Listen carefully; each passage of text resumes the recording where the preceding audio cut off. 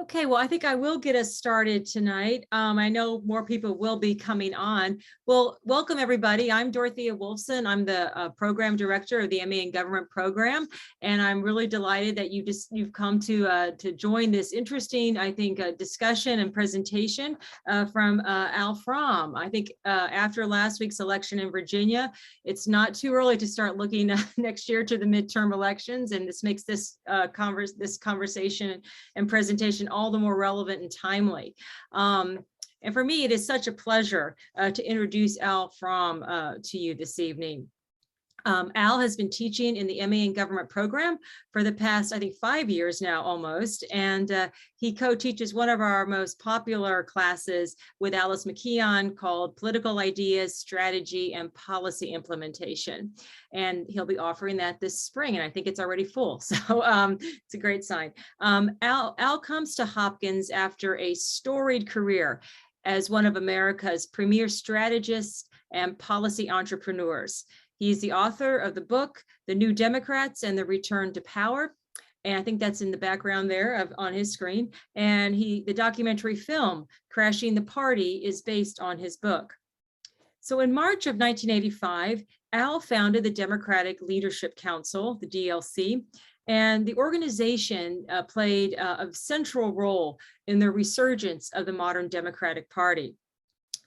Al led the DLC from its inception until April of 2009. So Al played a prominent role in the 1992 election of President Bill Clinton and served as domestic policy advisor during the Clinton transition. In the late 1990s, Al participated with President Clinton, First Lady Hillary Clinton, British Prime Minister Tony Blair, and other world leaders in an international dialogue, the Third Way Talks, on modernizing progressive politics around the globe. Before founding the DLC, Al was executive director of the House Democratic Caucus. He served in President Jimmy Carter's White House as staff director of the U.S. Senate Subcommittee on Intergovernmental Relations, as counsel to the U.S. Senate Committee on the District of Columbia, and as an inspector in President Johnson's War on Poverty. He serves on the board of advisors at the Medill School and Northwestern University, and on the board of advisors of the U.S. Chamber of Commerce National Chamber Foundation. He is a former chairman of the U.S. Naval Academy Board of Visitors.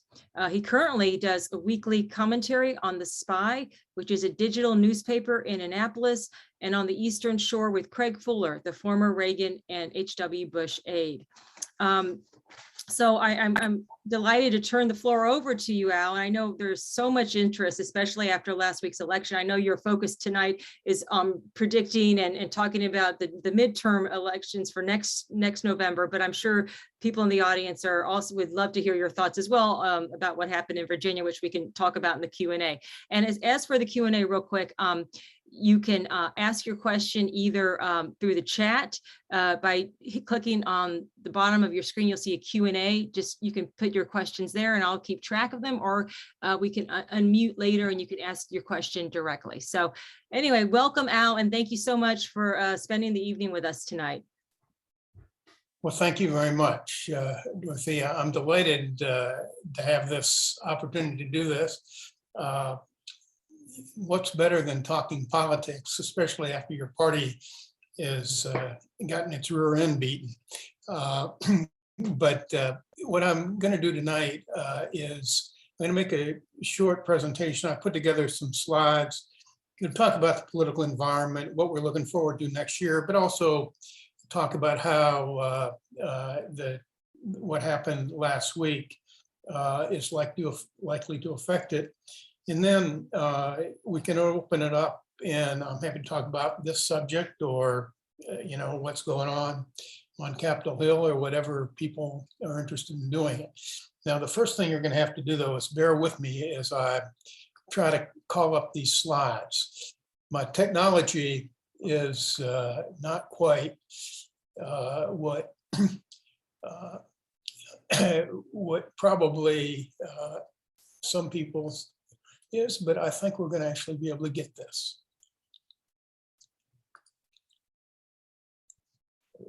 Great, well done. All right, here we go. There we go. So just generally, these first two slides are to put everybody to sleep. But essentially, the first thing we need to know as we go into a midterm election is midterm elections are usually bad news for the president's party. And I went back and looked at every midterm election since 1942. And on average, the president's party loses 27.5 seats in the House, 27, 28 seats in the House, and over 4 seats in the Senate. That's on average. There have been a couple of times when that's not been the case, but it's very rare.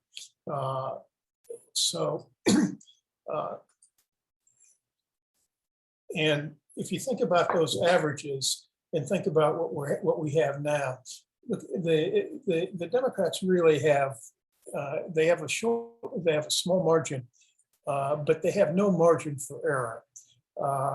In the House, after special elections last week, I believe it's 222 to 213, which means a 5-seat Republican gain would give the Republicans the House. And in the Senate, it's dead even. So, and the vice president makes the difference. So what are the factors that are likely to affect next fall's election? Most important factor is the overall political environment. And we'll look a little later at the president's approval rating, how do people think the country's going? And then there's some other factors. Redistricting, we'll have all new congressional districts in 2022. Retirements, candidate recruitment, which party is more excited about the election turnout intensity. And in the Senate, because only 1/3 of the senators are elected each time, the math has a lot to do with it. Let's just quickly go to the president's approval ratings. I'm using the Harvard Harris poll, which came out last week, but you can look at any poll and the trends are the same. Biden's approval ratings now are in the low 40s, and usually when a president's under 50%, his party has a fairly hard time in the midterms. And as you can see, the right track, wrong track has gone way down since June, when a majority of the people thought the country was going the right direction. Now, Harvard Harris has it at 56-36 wrong track. I think other polls may even have it a little more. I'm not going to get into redistricting a lot because the states are right in the middle of doing it. And you may have seen a story today about Maryland that said that it's possible Maryland, which has a 7-1 Democratic majority, but because Democrats control the legislature, may be trying to get one, make an 8-0 Democratic districts next time. But essentially, in redistricting, the Republicans have an advantage in 20 states. They control it. In other words, they have the legislature and the governor in 20 states with 187 districts. The Democrats have control of 8 states with 75 districts. And nobody knows exactly how it'll come out, but it's likely that, somewhere between 1 or 2 or up to as many as 8 seats could lean toward the Republicans. If there's 8 seats, that would be the majority right there. As far as retirements and recruitment, I'm not going to talk about that very much because the next couple of months are really going to be where after last week's election are going to tell that story. So the story as of today probably isn't going to be reflective of what will really be going in, because there are probably going to be a lot more Democratic retirements after the party got beat last week across the country. And it will also mean that it may be harder to get good candidates in some districts for the Democrats, but we'll just have to wait and see on that. As far as the Senate map, at first glance, 34 senators are up. 20 of them are seats held by Republicans, 14 by the Democrats. Charlie Cook, or actually Amy Walther now in the Cook report, had rates. None of them is contested, and the Cook report says that 4 Democrats, Kelly in Arizona, Warnock in Georgia, Maggie Hassan in New Hampshire, and Cortez Masto, excuse me, Nevada, have slight leads. Maggie Hassan got great news today because the governor, Sununu, decided, excuse me, to run for re-election and not for the Senate. He probably would have given her a toss-up. There are 2 Republican seats that barely lean Republican: Florida with Rubio and the open seat in Ohio. 3 other Republican seats the Cook report calls toss-ups. That's Johnson in Wisconsin and the open seats in North Carolina and Pennsylvania. That's the good news for the Democrats. The bad news for the Democrats is because of the small state bias in the Senate, which gives every state, no matter what the population is, 2 seats. The Democrats sometimes have to win a lot more of the popular vote to get their share of seats. Right now, Democratic senators in a 50-50 Senate represent 56% of the population. So if we were in a parliamentary system, it would be 56-44 Democratic. And there's a modeling, political modeler named David Shore, who was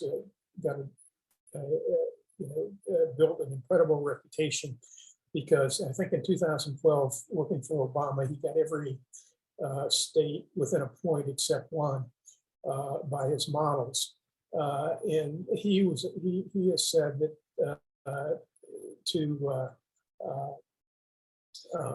if Democrats win 1% of the vote next year, he says they'll lose a seat, the overall vote for Senate, and that they really have to win by 4% to have a 50-50 margin.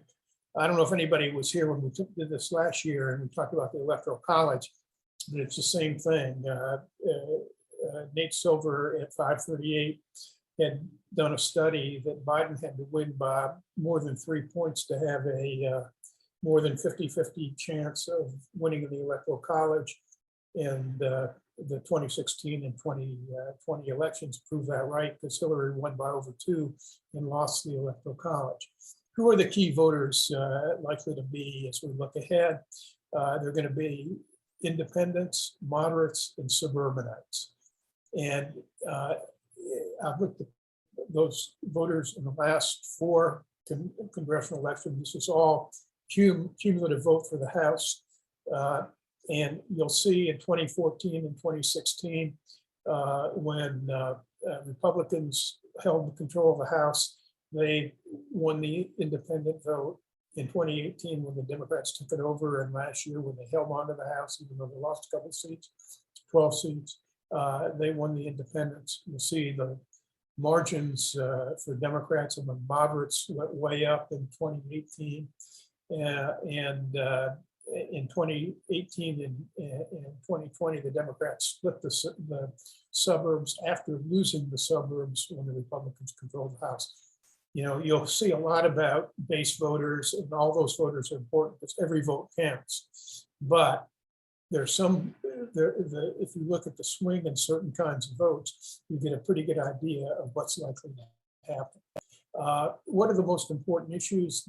This is from the last Harris-Harvard poll, Harvard-Harris poll, economy and jobs, but really the big economic issue now is inflation. The virus, immigration, healthcare, the debt, budget deficit, you can go down the list. You see environment is near the bottom and crime is near the bottom, and so are taxes. I suspect that before the end of next year that crime and taxes may be more important. For Democrats, a lot of to me, a lot of the issue on how we do is who winds up defining the party. And you you don't have to be a glutton for punishment in politics to know that the progressives and the moderates have been fighting for most of this year. And that, truth in packaging, I've been a combatant in that for a long time. So I'm pretty well, but I wanted to give you a quick history of that. Going back to the New Deal, the Democrats were this unlikely coalition of liberals and Southern segregationists. But after civil rights, that changed a lot. And in the 1980s, those of you who have taken my class or read the book or seen the movie know that the Democrats had 3 worst elections that any party has ever had consecutively in American history. And Bill Clinton and the New Democrats, sort of the moderates, I guess, staged our insurgency. We won the nomination, won the presidency, and that really flipped. It was a turning point in presidential elections because after losing 5 of 6 before 1992, from 1992 on, the Democrats had won the popular vote 7 of the next 8 elections, which is better than any party's ever done. But unfortunately, as we've gotten into the 21st century, the popular vote and the electoral college vote are not nearly as consistent.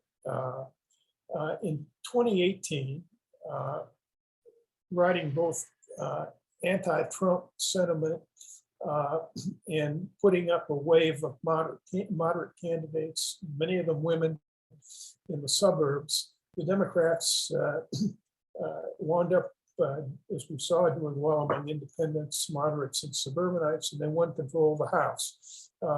They flipped 42 seats, or 41 seats, I think, and every one of them was won by a moderate. I think 30 some were endorsed by the New Democrat coalition in the House, and not one was endorsed by one of the progressive groups. In 2020, we fought it out in the primaries.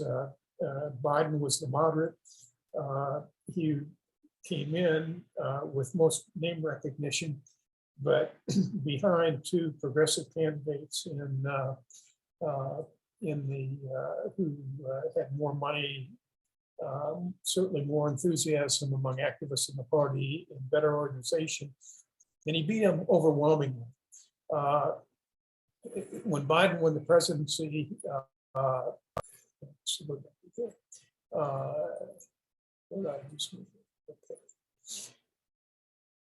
when Biden won the presidency, I'll get to the right one in a minute. There we go. Here we go. When Biden won the presidency, and I think, come on, okay, when Biden won the presidency, he won by more than 7 million votes, but the House candidates ran a little bit behind him among independents, moderate, suburban voters. The margins weren't much, but when the margins in these swing congressional districts is often a few thousand or a few hundred votes, and even a small change makes a difference. I think most political analysts would agree with Jim Clyburn, the majority whip, that the messages that the Republicans were able to exploit, progressive messages like socialism, democratic socialism, defunding the police, hurt Democrats. This year in the primaries in New York City, the gubernatorial primary in Virginia, we'll get to the general in a minute, and in a very high profile congressional race in Ohio, once again, there were battlegrounds between progressives and moderate candidates, and the moderate candidates won each one. I wanted to give you a little sense of the politics involved in this fight. I mean, the truth is, Democrats need everybody, because with everybody now we have basically a 4-seat lead. But the stakes in something like this budget battle are very different for the progressives and the moderates. A lot of you probably seen Camilla Jacol, the head of the Progressive Caucus on television, a lot. She's in the seventh, I think I guess it's maybe the seventh or eighth safest district in America. Her district on a normal year would give the Democrat a 39 point majority. All the members of the squad who voted against the infrastructure bill, on average, their districts are plus 29 Democratic. For moderates, it's often a different story. Josh Gottheimer of New Jersey, who did the letter asking Pelosi to consider the infrastructure bill before the reconciliation bill, has a district that in a normal year would vote Republican. And so did a number of the other moderates. If they lose 3 or 4 points because of an unpopular progressive message, they lose their seats. Most of the progressives could probably are in districts safe enough that they could probably go on a 10-year vacation and still win. So let's talk quickly about what happened last Tuesday, and then we can get to questions. For Democrats, there's no sugarcoating it. It was a disaster. Most disappointing, and this is an important thing that I haven't seen pointed out a lot, is almost all the contested contests were on Democratic turf, on deep blue turf. I mean, Virginia was a 10-point Biden victory. New Jersey, a 16-point Biden victory. Excuse me, most of the other mayoral races were in cities that always vote Democratic. And the thing, there were only good exit polls for Virginia, but it's a pretty representative state, suburban, rural. And the thing that was most ominous if you're a Democrat is that we lost among independents, moderates, women, and suburban voters. And they're the swing voters who were responsible essentially for both getting the House in 2018 and Biden's victory last year. I just did a quick look today of, and you can see, look at the independent swing.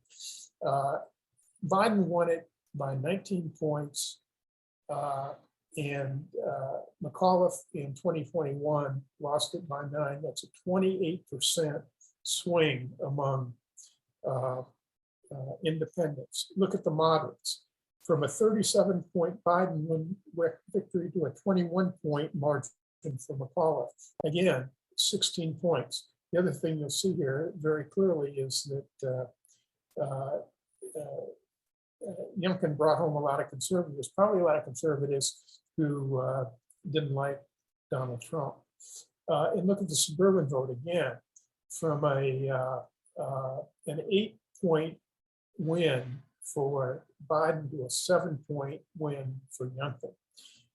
And that means a 15-point swing. And I added on this chart, I added rural because Youngkin won about 85% of the rural vote. And even though it was a little smaller than it was in 2020, it was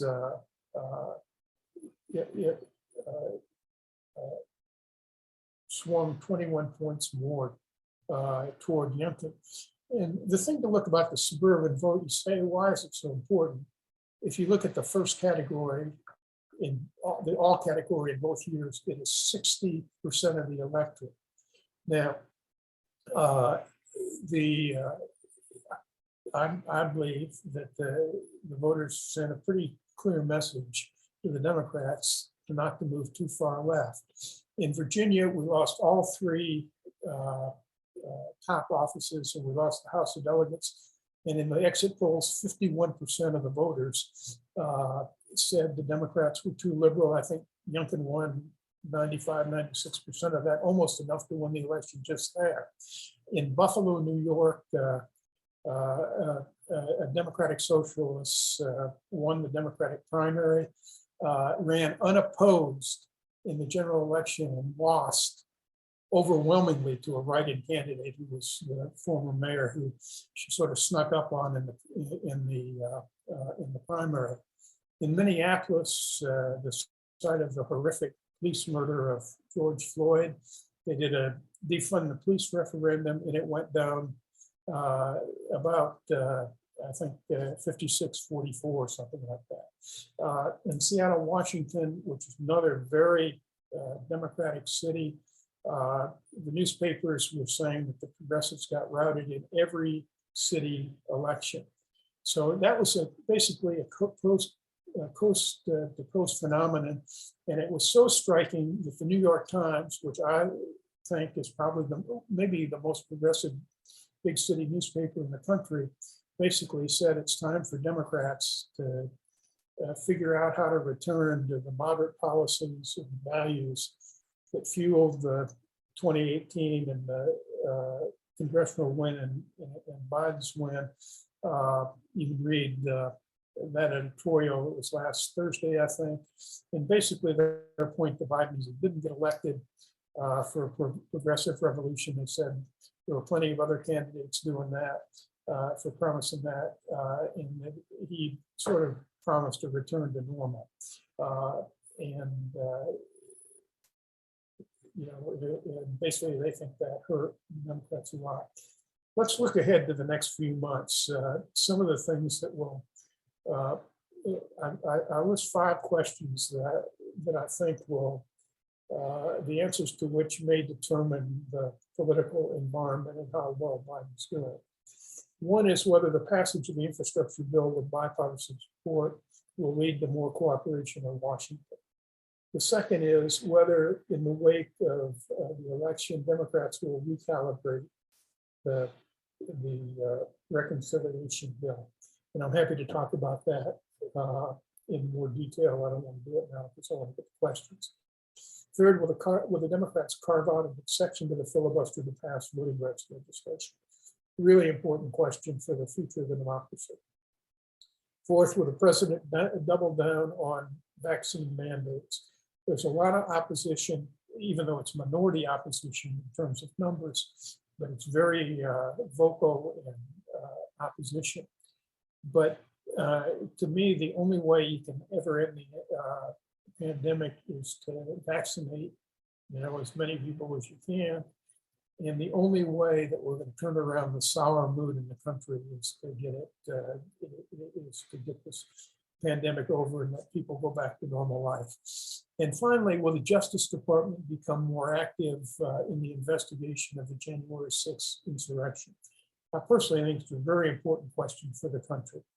I don't want the president involved, but because of the tactics of President Trump, former President Trump, and the people around him of trying to stall the congressional investigation, it is entirely possible that they could stall it past next November when the Republicans win the House and they end the investigation without our ever finding out what really happened. So just to sum up, and we can go to questions, as a Democrat, I don't see very much reason for optimism as we look ahead. President's approval ratings are in the toilet in the low 40s. At least for now, redistricting, recruitment, retirements are likely to work against us. And even though we have a favorable map, I worry about David Shore's projections that we're going to have to win 54% of the overall vote for Senate to keep it even. And in 2024, when the map favors the Republicans, Shore predicts that with a 51% majority of the two-party vote for Senate in 2024, the Democrats will lose 7 seats. So I'm not particularly optimistic with that. I'm going to stop sharing the screen. I think I can do that more efficiently than I could get into it. And let's just go to whatever questions you all have.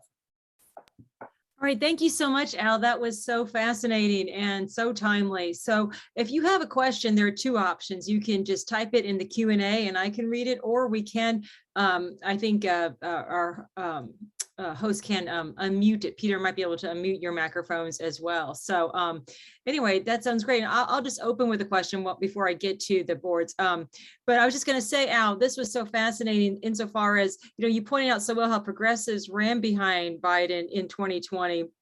And that the key voters here are independent suburbanites and moderates. So why is it that, Biden presented himself as a moderate, and he sort of, with the same president, we wanted to, recover from some of the insanity of the Trump era or whatever. Why is he skewing so far towards the progressives? And is there any hope? Well, history just keep repeating itself. You're the exception with how you advise Clinton and how Clinton listened. But is there any way that he can sort of disenthrall himself from the progressives? I guess I think that a couple of things happened. I mean, to me, the main message I got from the Democratic primaries last year was that Biden was against the enormous spending programs that Bernie Sanders had, Medicare for all, Green New Deal, whatever the programs were. But, he attacked them because they cost so much, all of that. And I think that's the overall message that the voters got. But I think when Democrats won those 2 seats in Georgia, he may have decided that he had Biden is not, he's at the end of his career, not at the beginning. And he may have decided it was the one chance to really put his mark on, that he might have a chance to put his mark on all the, be a transformational president. And, but I think,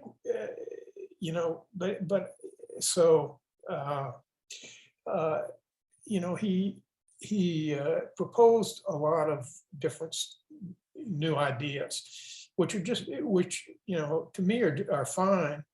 But I think what happened was his main promise was sort of bring the country together, be bipartisan, and he got that big relief bill through in April, and things looked pretty good for him.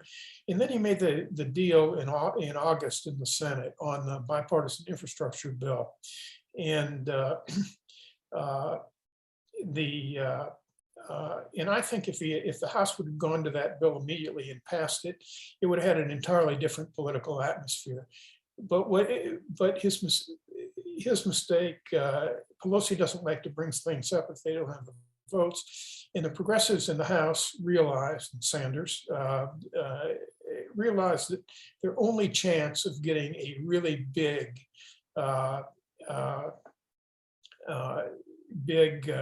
reconciliation bill or budget bill with all of these ideas wrapped in them was to use the leverage of the bipartisan, of holding up the bipartisan bill. And I just think that cost him a lot. I think he should have pushed hard to get it passed before the reconciliation bill was negotiated. In my day, you'd put that on the floor and make the progressives vote against it. But we don't do that anymore in the new politics. And I just think that hurt him a lot. I also think for Biden, he's talked a lot about that he thought that the stimulus bill from Obama was too small, and so he wanted to go big rather than small. But a couple of things happened. I think they were looking at polls from last year that showed that Americans were more receptive to big government. Gallup does this poll every year for 29 years that says, do you want bigger government, or is the government doing too much? And last year, a majority of voters said they were receptive to bigger government. But this year it came back to normal. For 27 of the last 29 years, people have asked for smaller government. They think they don't want to see government do more. They want to see it do less. They don't like high taxes.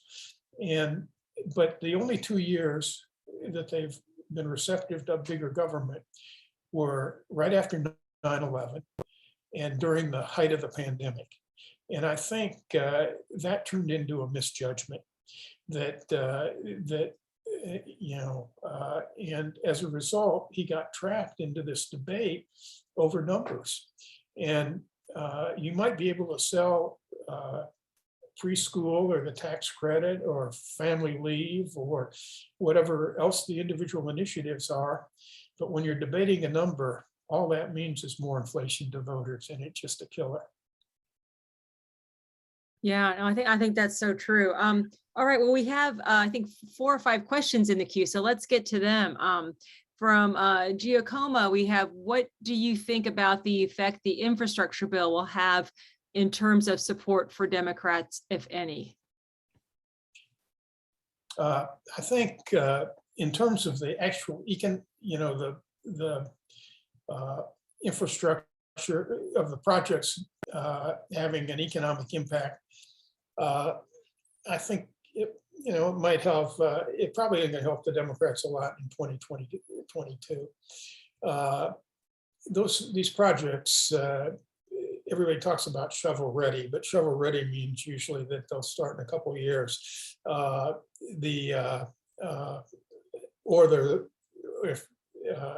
If they're really shovel ready, it's often because they're very low priority and they always get skipped over to more important priorities. But I don't think that's the big impact. I mean, obviously it helps the president to win. It would have helped if he had done it a little earlier so he could have built on it. But I think it depends on how Biden handles it. I understand he's going to have a bipartisan signing ceremony. And to me, I think, every once in a while, president, when his numbers are going down, needs to reboot. And this could be a chance for the president to reboot. Whether he will or not, I do not know.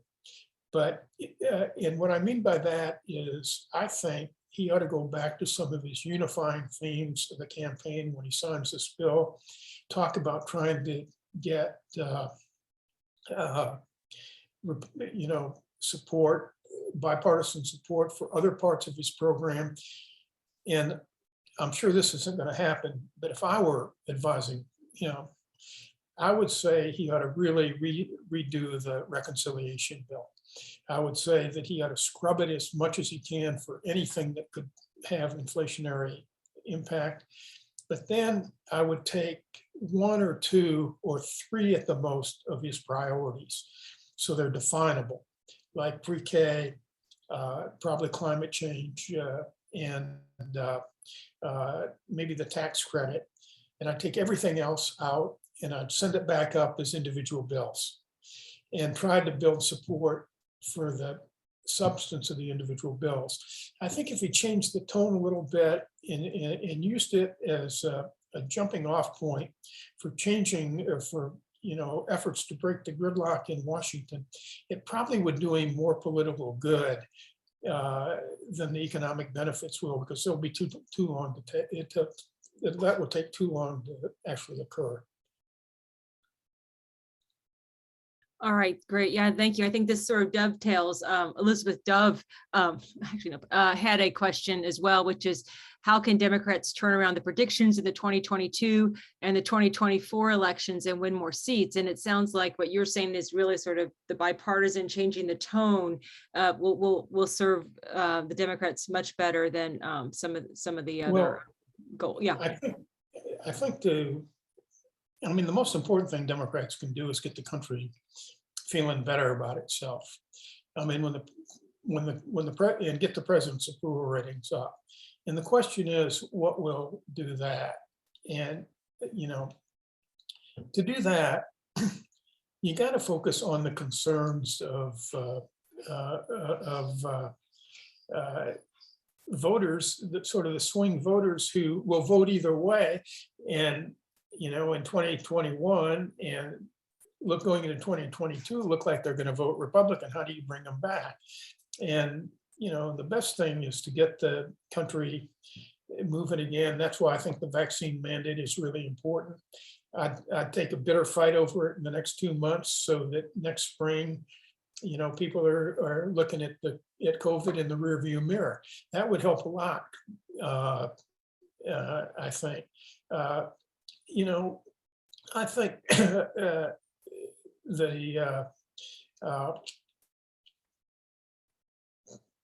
showing some real concern in trying to get inflation under control. I was in the Carter White House, and I can tell you there's nothing that kills support for a president's party like high gas prices. People go to the pump every week, and it's a killer. One quick story. I was, some people would say I'm responsible for Carter's defeat because I was deputy advisor to the president on inflation. And at one point, one of the oil companies, this was 1979 or 1980, I can't remember, jacked up their pump prices by some enormous percent. And I went to the chief of staff at the White House, and I said, what you ought to do is, this is probably before any of the people on this call would remember, but do what President Kennedy did to the steel companies when they tried to raise their prices. He got on national television and he beat the crap out of them. And I said, Carter's got to do this to this oil company. And the guy said, no, that's not right. What you got to do is find them, this company within, in compliance with the president's guidelines for price increases, because then people will know the president's program is working. And I said, you're out of your mind. Every time they go to the pump, they know the president's program is not working. And part of this is, part of what the Democrats have to do is they have to get an understanding of what the things that are really bothering people. And not getting a government program may affect a small constituency, but people who have to fill up their tank every week are most people in this country, and that makes a big impact. So I guess the most important thing you can do is get the country feeling better about itself, make it clear that you're really doing something, and hopefully do something about the biggest thing that they feel every day in their lives. I mean, going this holiday season, if they go to the grocery store and can't find the food they need or can't get the toys they want because the supply chain problems, that's going to make them feel even worse. Those are the kind of things that are more important than any piece of legislation.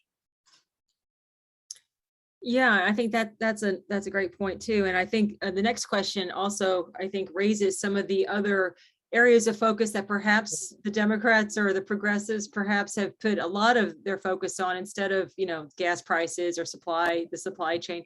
And that is like the critical race theory. And the question from Michael Palmer is the anti-CRT issue a nationally viable issue for the GOP going into 2022? Are relevant mainly to these majority suburban contests such as Virginia, that is 60% of voters in the governor's race were suburbanites? Well, the Republicans are awfully good at identifying wedge issues, and this is one of them. And, the Democrats have to be able to respond because, I'm certainly not, I don't think anybody really knows what critical race theory is. It's sort of become a buzzword for something bad in a lot of suburbs. I think the Democrats have to just come at it directly, and here's what I think it means. And, I'm certainly not an expert on all the stuff, but my feeling is you gotta, the Democrats ought to make it clear that, they want the real history of the United States to be taught completely. But they also want to do it in a way that doesn't sort of do it from a, I think the real problem is that a lot of progressives who are very well-meaning do it from a sort of position that if you don't agree with them, then, you're just wrong. You're a racist. They've got to. There's an interesting survey that Pew does regularly and came out today, where they go through the whole electorate and define them, and sort of break it up. And they do 3 or 4 categories of Democrats and 3 or 4 categories of Republicans, sort of divide up the election and talk about the characteristics. And one of the characteristics of progressive Democrats is that they tend to be less tolerant of opposing points of view. And I think, I think you can build majority support for taking down Confederate statues. I think you can build majority support for being honest about how you teach slavery and race, but you can't do that in a way that makes makes the people who need to be our allies in that fight, which are suburban voters who and independents who should be our allies in that fight, feel uncomfortable. And I think that's part of it.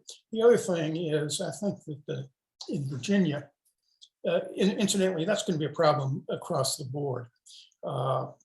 It won't be, but suburban voters are 50% of the whole electorate. So while Virginia may be a little more than the country, it's still suburban votes big. But I think that also built up on the frustration of schools being closed and the teachers' unions and seeming to be very late to the idea of opening schools, and Terry bringing in the unions. I mean, there's just a lot of frustration around education. And the Republicans, as I say, are very good about using these hot button divisive issues to drive a wedge into the Democratic coalition. Yeah, no, I think the confluence of the school closures and in part the CRT, but I do think it was just the education and the frustration at what was happening to their children, and then that really, I think, set off a lot of the suburbanites. McCall made a really big mistake when he said parents shouldn't. I don't want parents telling the schools what they should teach. I mean, that's what I sort of mean by the arrogance. My position is right, and you're just not smart enough to understand it. Right, about their own children's welfare. Yeah, that was really a big mistake. Well, on another front, so we have one more question in the chat remaining, which I will read, I think. And then if anybody else, oh no, we have a couple more actually. And then feel free as well, if you want to follow up with any of these questions, you can just unmute yourselves. But I will ask, we have 2 more here. We have one from Michael Bowen, who actually I think raises a really good question about foreign policy, about Afghanistan. He asks, how big of an effect do you think the disastrous withdrawal from Afghanistan had on the president's approval rating and overall negative feeling for the Democrats in the electorate? Because Biden kept saying, "Oh, things are going well in Afghanistan," and he never seemed to really own up to what was happening there. I think it had an impact because it all goes to the issue of Biden's competence. And as the New York Times editorial said, one of the things he promised was competent government. But I mean, again, this is just my instinct. I think that a year from now, the pullout from Afghanistan is going to look better than it does now, because I think it's really a policy that most Americans in the end are going to agree with. They really don't want to be in that war. The problem was how the implementation in that, no question, hurt his approval ratings. But in the end, I think that is a surmountable problem. The more difficult problems are getting the people that feel better about their own lives. And I mean, this country is really sour. I mean, it's amazing. And if it's hard for the party in power to play grievance politics. I mean,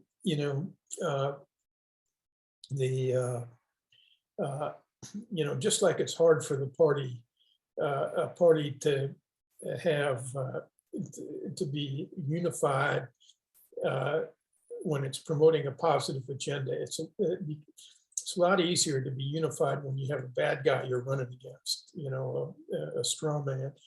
And so the Democrats, I mean, go back to the very first question about what happened, why Biden took this course. He may also have misread the unity of 2020 among the Democrats. I mean, everything I've shown is that half the Biden voters were voting against Trump. And, the one thing that moderate Democrats and progressive Democrats agreed on is they both hated Trump. Yeah, but that's not enough to govern on, right? I mean, that's the problem here. You got to govern positively. And Right. grievance politics just works against the party in power. When people are unhappy, they're not going to blame it on the guys that are out of power. They're going to blame it on the people that are in power. Right. It's a great point. And then, well, here's a question. Let's see, this might be the last one, and that's in the chat. And we do welcome follow-up questions or new questions. But from Nicholas St. Saveur, are there any indications whether President Biden intends to run for a second term at this point? I have no idea. I mean, it's going to be in his early 80s.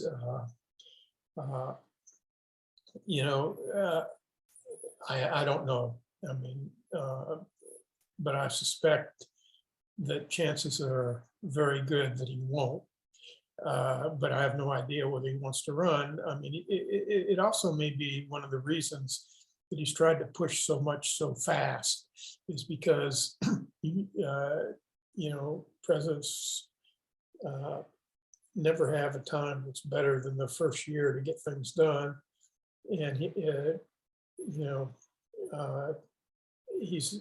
if he were thinking about running for re-election, you might think about pushing some of these things in a way that you would build support for them. So if you won re-election, you really have a mandate to do them.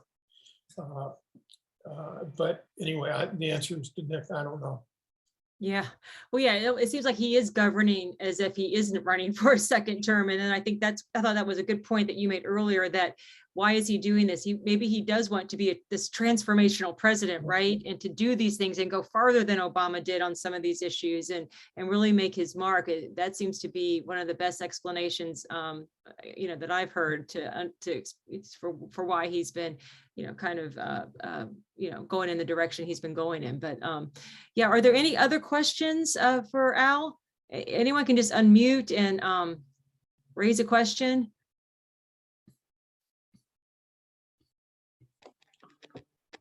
I did. Yeah, Okay, I did have a question.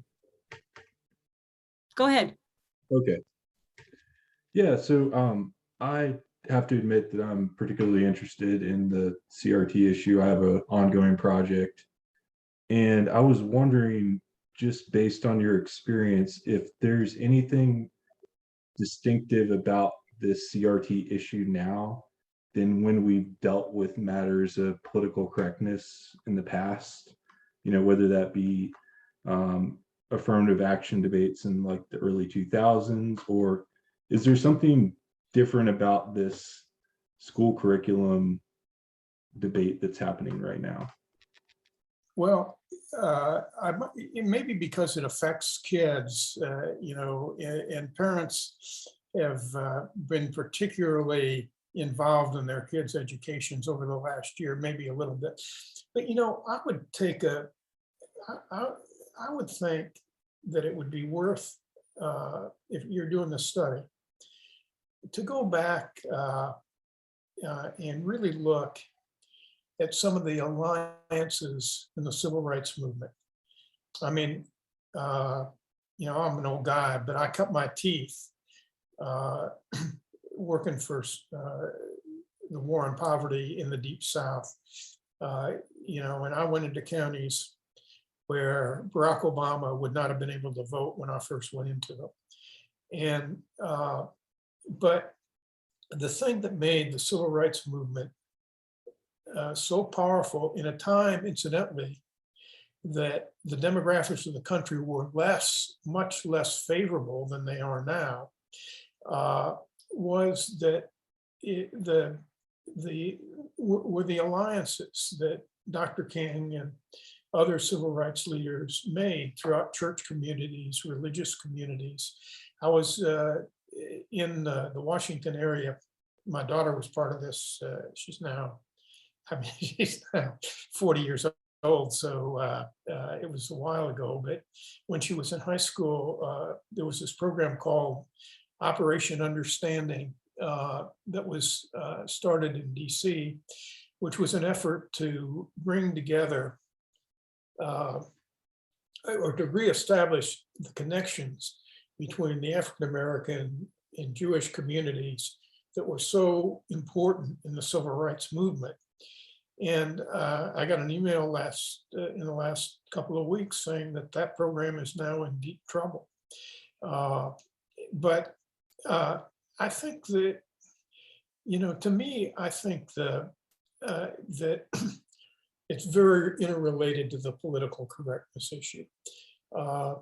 You might go back, and I can't remember exactly when it was, maybe a year and a half or 2 years ago, either Nate Silver or Nate Cohn in the New York Times had a long piece about the difference between Twitter Democrats or Twitter voters and rank and file voters.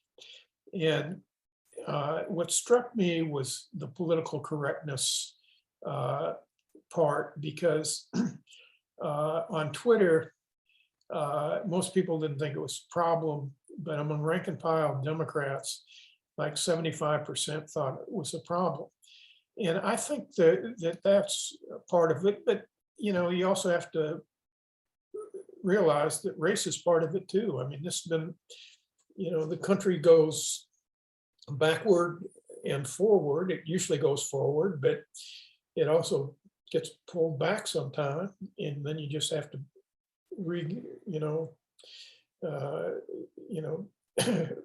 you basically have to get it started again going forward in its progress. And sometimes, like now, it doesn't look like it's particularly easy to do. But in any event, I think a lot of it is wrapped up in political correctness. Some of it is that people are scared, of a new order as minorities become a majority in the country. And the other thing that it is hard for a lot of people to realize, because we all live on the coasts that are much more metropolitan, cosmopolitan, but as we change order in this country from one that's dominated by a white Christian ethic to one that is more multiracial, multicultural, multi-ethnic, people resist. And so, I think that's a big part of it. With if you take Massachusetts, New York, and California, which are sort of the hotbeds of progressive thinking in a sense. Out of the electorate, Trump both elections won a majority of the rest of the country. And that's, you know, you look at a map and the country is almost all red with a few blue dots, but it just so happened, I mean, from a political perspective, you know, we need to spread out Democrats more around the country, because it doesn't matter whether you win the congressional district by 1,000 votes or, you know, 450,000, you only get one seat. And we won an awful lot in uncontested districts. Anyway, I'm not sure that's helpful, but just sort of my thoughts to begin with on that issue. But I definitely go back and look at some of the, you know, I mean, I think what, you know, one of the things that was most amazing about the demonstrations last year is, you know, they seem to appeal to a broader swath of the electorate, you know, and I think maybe more work needs to be done to expand support rather than to purify it. That's a great point. Well, I think we have one last question here, and Tom Peterson, one of our faculty members, will get the final word or question. And he's asking, is it possible that a Republican other than Trump will run in 2024? And is it possible a Democrat other than Biden could beat Trump? Well, first of all, I don't think Trump's going to run in 2024. I mean, you know, and the answer, so, I mean, it's possible Trump will run, but, you know, he's no young guy either. He's probably not in the greatest of health, and while he maintains a very passionate base, I'm not sure that his support isn't going to continue to dissipate.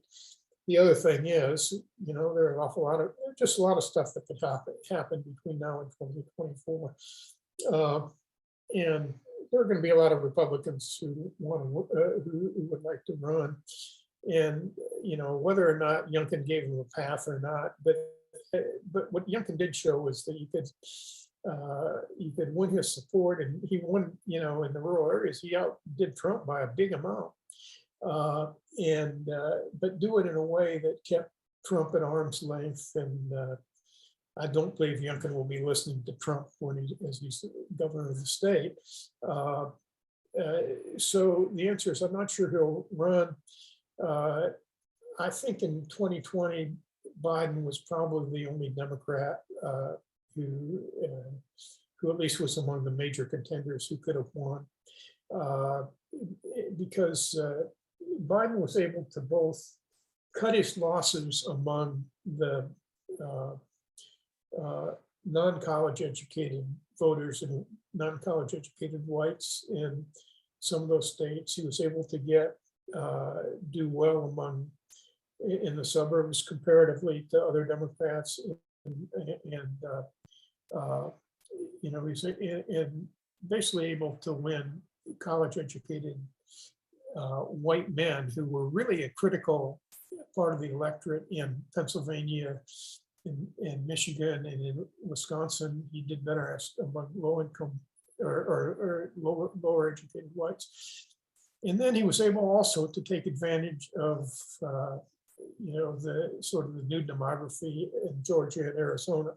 So I'm not sure anybody else could have had that mix. But could somebody else beat Trump in 2024? I think, you know, if you don't see the middle of the electorate to him, I think a Democrat can easily beat him. Trump's really a loser. I mean, you know, he lost by over 2 million votes in the popular vote in 2016. He lost by over 7 million votes last time.